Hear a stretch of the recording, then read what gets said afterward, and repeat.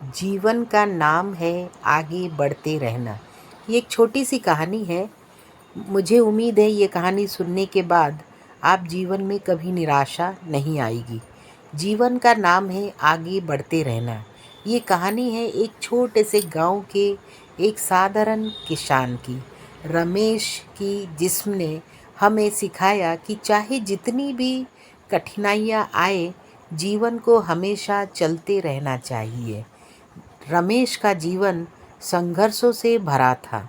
उसके पास थोड़ी सी ज़मीन थी और वो उसी पर खेती करके अपने परिवार का पालन पोषण करता था। एक बार गांव में भयंकर सूखा पड़ा। रमेश की फसल बर्बाद हो गई और उसके परिवार के लिए खाने के लाले पड़ गए। रमेश ने हिम्मत नहीं हारी।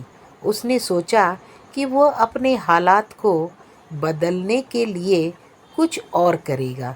उसने अपने गांव से शहर जाने का फैसला किया ताकि वो वहाँ कुछ काम ढूंढ सके और अपने परिवार के लिए पैसा कमा सके।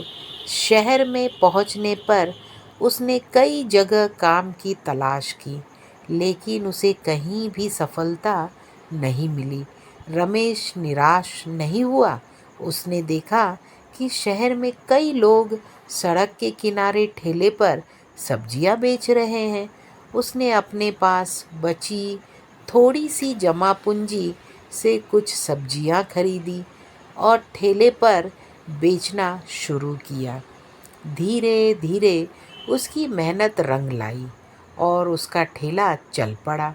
उसने कड़ी मेहनत और ईमानदारी से काम किया और जल्दी ही उसके ठेले की सब्जियां ताजगी और गुणवत्ता के कारण मशहूर हो गई। कुछ ही समय में रमेश ने इतना कमा लिया कि वो अपने गांव लौटकर अपनी ज़मीन पर फिर से खेती करने लगा। इस बार उसने सूखे से बचने के लिए सिंचाई के नए तरीके अपनाए और अपनी खेती को आधुनिक तकनीकों से जोड़ा। उसके खेतों में अब भरपूर फसल होने लगी और उसका परिवार खुशहाल हो गया।